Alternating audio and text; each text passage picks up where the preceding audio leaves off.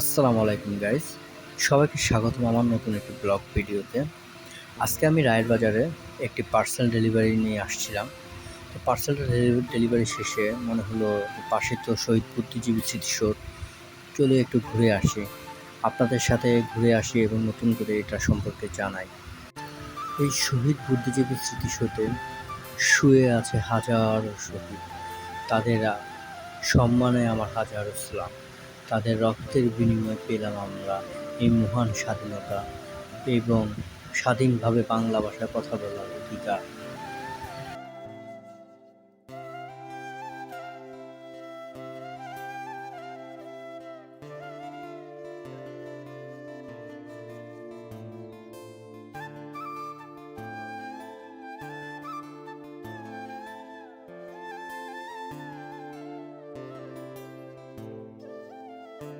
এটি বাংলাদেশের ইতিহাসের এক গভীর বেদনাময় স্মৃতির প্রতীক।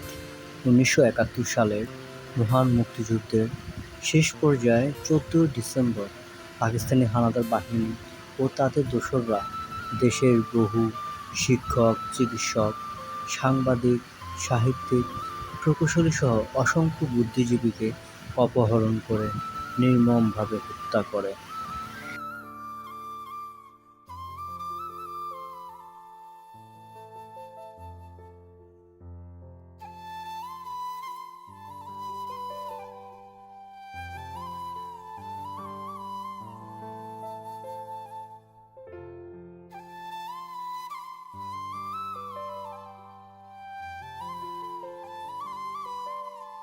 স্বাধীনতার মাত্র দুদিন আগে সংঘটিত এই হত্যাকাণ্ড ছিল জাতিকে মেধাশূন্য করার এক নৃশংস পরিকল্পনা।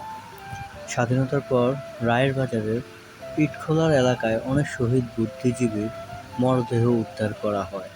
সেই স্মৃতিকে চিরস্মরণীয় করে রাখতে এখানেই নির্মাণ করা হয়েছে এই স্মৃতিসৌধ।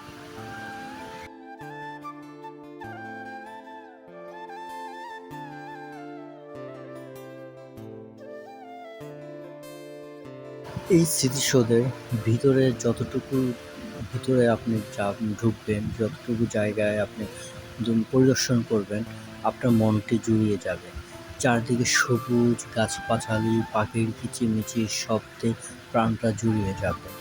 আপনার বারবার মনে পড়ে যাবে আপনার ছোটবেলার শৈশবের কথা। উদ্দাম গ্রামের মেঠো পথ ধরে ছুটে চলা, সবুজের মাঝে হারিয়ে যাওয়া, বন্ধুদের সাথে সময় কাটানো, এই কথাগুলো অনেক ভীষণ মনে পড়ে। খোলা আকাশের নিচে শুয়ে কত গল্প করতাম, খোলা মাঠের মধ্যে শুয়ে থেকে বন্ধুরা সহ তার আনন্দ নিতাম। সেই দিনগুলোর কথা আপনার মনে পড়ে যাবে।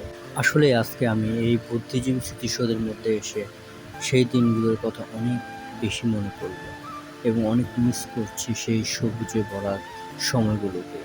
এই সময়টা এখন আর আমরা পাচ্ছি না। আপনারা অবশ্যই এই স্মৃতিসৌধটা ঘুরে দেখবেন, ভিতরে সবুজের ছোঁয়া নেবেন, এর আনন্দ নেবেন।